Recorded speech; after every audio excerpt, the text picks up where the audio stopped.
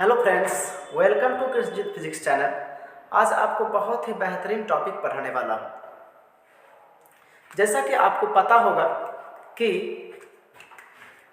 Similar charge particle that is minus और minus के बीच repulsion होता है। Similar charge particle that is plus और प्लस के बीच भी रिपल्सन होता है। But opposite charge particle that is plus और माइनस, इसके बीच अट्रैक्शन होता है। हम लोगों को पता है कि सिमिलर चार्ज पार्टिकल के बीच रिपल्सन होता है और ऑपोजिट चार्ज पार्टिकल के बीच अट्रैक्शन होता है। लेकिन यही अगर चार्ज पार्टिकल नहीं हो, इस चार्ज पार्टिकल को अगर हम सिमिलर बॉडी से रिप्लेस करें, दैट इज इस सिमिलर चार्ज पार्टिकल को हम अगर सिमिलर चार्ज्ड बॉडी से रिप्लेस करें तो यहाँ पर दोनों केस देखने के लिए मिल सकता है। कौन कौन सा केस मिलेगा? जैसे similar charge body that is ये दो बॉडी है, इस पर भी माइनस चार्ज है और इस पर भी माइनस चार्ज है। दो सिमिलर चार्ज बॉडी एक दूसरे को रिपेल तो कर ही सकता है, लेकिन किसी पार्टिकुलर सर्कमस्टांस में ये एक दूसरे को अट्रैक्ट भी कर सकता है। लेकिन दो सिमिलर चार्ज पार्टिकल हमेशा एक दूसरे को रिपेल करता है। तो चलिए हम लोग देखते हैं कि कैसे दो सिमिलर चार्ज बॉडीज एक दूसरे को अट्रैक्ट करता है। दो सिमिलर चार्ज बॉडीज एक दूसरे को रिपेल करता है, ये बहुत ही कॉमन केस है। लेकिन दो सिमिलर चार्ज बॉडीज एक दूसरे को अट्रैक्ट करे, ये एक स्पेशल केस हो सकता है। तो देखिए, चलिए देखते हैं कि ये कौन सा स्पेशल केस होगा। इसको हम लोग एक्सप्लेन करते हैं। दो सिमिलर चार्ज बॉडीज एक दूसरे को अट्रैक्ट करें, उसके लिए एक बॉडीज बहुत ही बड़ा होना चाहिए और दूसरा बॉडीज बहुत ही छोटा होना चाहिए। ये बड़े वाले बॉडी कंडक्टर होना चाहिए और छोटे वाले बॉडी कंडक्टर हो या फिर इंसुलेटर, कुछ भी हो चलेगा। कंडक्टर पर बहुत ही कम चार्ज होना चाहिए और ये जो है स्मॉल चार्ज बॉडी, इस पर बहुत ही ज़्यादा चार्ज होना चाहिए। तो चलिए देखते हैं कि कैसे ये दो सिमिलर चार्ज बॉडीज एक दूसरे को अट्रैक्ट करता है। चूँकि आपको पता है कि अगर टू सिमिलर चार्ज पार्टिकल का बात किया जाए, दैट इज इलेक्ट्रॉन और इलेक्ट्रॉन का बात किया जाए, तो सिमिलर चार्ज बॉडीज दो सिमिलर चार्ज पार्टिकल्स हमेशा एक दूसरे को रिपेल करते हैं। लेकिन चार्ज बॉडीज का अगर बात किया जाए तो सिमिलर चार्ज बॉडीज अट्रैक्ट भी कर सकता है। तो वो कैसे? इस बॉडीज पर माइनस चार्ज और इस बॉडीज पर भी माइनस चार्ज। माइनस कहने का क्या मतलब है कि इस बॉडीज पर एक्स्ट्रा नंबर ऑफ इलेक्ट्रॉन्स, इसमें भी माइनस कहने का मतलब इस बॉडी पर एक्स्ट्रा नंबर ऑफ इलेक्ट्रॉन्स। तो अगर इलेक्ट्रॉन दैट इज अगर पार्टिकल स्केल पे बात करें तो इस बॉडी का जो इलेक्ट्रॉन है इस बॉडी के इलेक्ट्रॉन को रिपेल करेगा, क्योंकि आपको बता चुके हैं कि सिमिलर चार्ज पार्टिकल एक दूसरे को रिपेल करता है। जैसे ही इस बॉडी का इलेक्ट्रॉन इस बॉडी के इलेक्ट्रॉन को रिपेल करेगा, वैसे ही यहाँ पर जो भी इलेक्ट्रॉन होगा सब इस एज पर, इस एंड पर एक्यूमुलेट हो जाए। और ऐसा नहीं है कि सिर्फ एक्सेस इलेक्ट्रॉन्स जो था इस बॉडी पर, जिस इलेक्ट्रॉन्स के कारण चार्ज अपीयर हो रहा था, सिर्फ उसी इलेक्ट्रॉन को ये बॉडी रिपेल करे, ऐसा कुछ भी नहीं है। उस इलेक्ट्रॉन को भी रिपेल करेगा जो जिसको कि प्रोटॉन न्यूट्रल कर रखा था।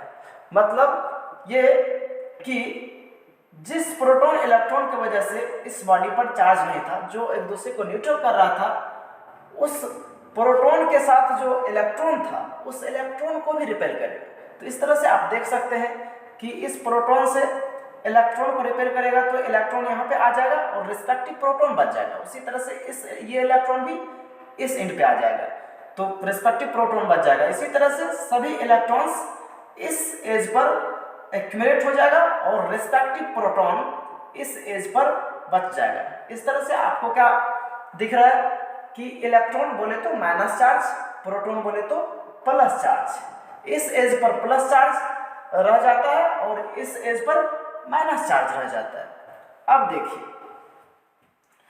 देखिए प्लस और माइनस के फॉर्म में इसको हम दिखाना चाहेंगे।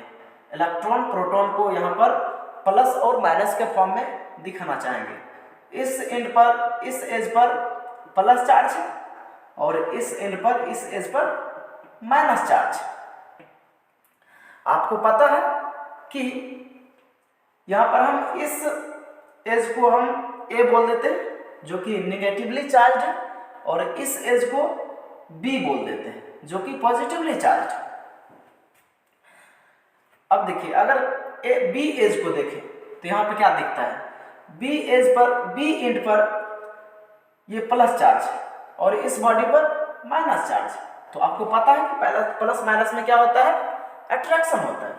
तो डेफिनेटली ये प्लस बी एंड पर जो प्लस चार्ज है वो इस बॉडी को अट्रैक्ट करेगा, दैट इज ये इधर फोर्स लगेगा, ये इधर फोर्स। ये बी एंड पे जो प्लस चार्ज है वो इस नेगेटिवली चार्ज बॉडीज पर वो इस डायरेक्शन में फोर्स लगाएगा, that is force due to charge B, मतलब इस चार्ज के कारण इस पर फोर्स लग रहा है।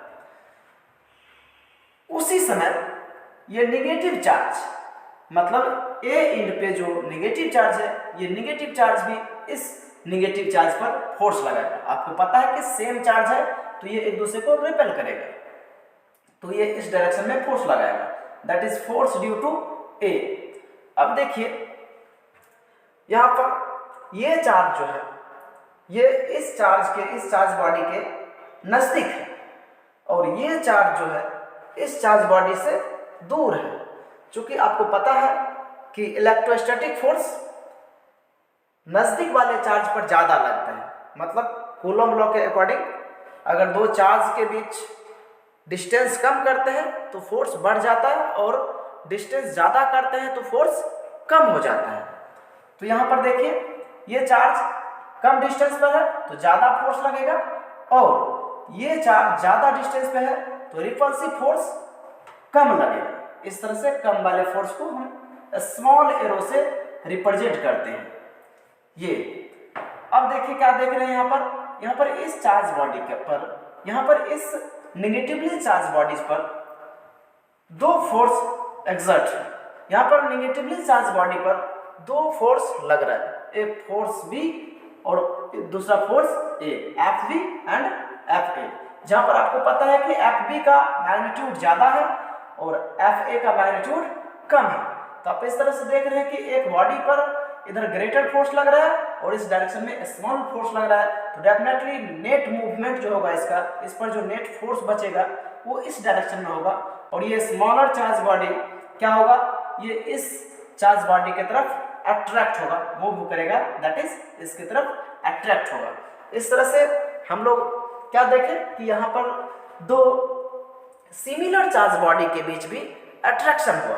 अब आप सोच सकते हैं कि अब आप सोचते होंगे कि इसमें जो है ये डिस्टेंस कम होने की वजह से ज्यादा फोर्स लगा और डिस्टेंस ज्यादा होने के कारण ये कम फोर्स लगा। आप सोचते होंगे यहाँ पर कि इस पर तो ऑलरेडी माइनस चार्ज था, तो माइनस चार्ज होने के कारण ये जो इलेक्ट्रॉन जो रिपेल हुआ इस एज पे आया तो नेगेटिव चार्ज तो ज्यादा था इस पर, तो नेगेटिव चार्ज इस एज पे ज्यादा आ जाता, इस पे ज्यादा आ जाएगा, नेगेटिव चार्ज इस पर ज्यादा आएगा और पॉजिटिव चार्ज इसके कंपैरिजन में कम हो जाएगा। तो डेफिनेटली जब चार्ज कम होगा और इस पर जब चार्ज ज्यादा होगा तो कम चार्ज के कारण जो एफ बी फोर्स लगेगा वो कम लगना चाहिए और ज्यादा चार्ज के कारण ये एफ ए फोर्स ये ज्यादा लगना चाहिए। लेकिन आपको पता है कि इलेक्ट्रोस्टैटिक फोर्स, इलेक्ट्रिक फोर्स, दो चार्ज बॉडी के बीच जो इलेक्ट्रिक फोर्स होता है वो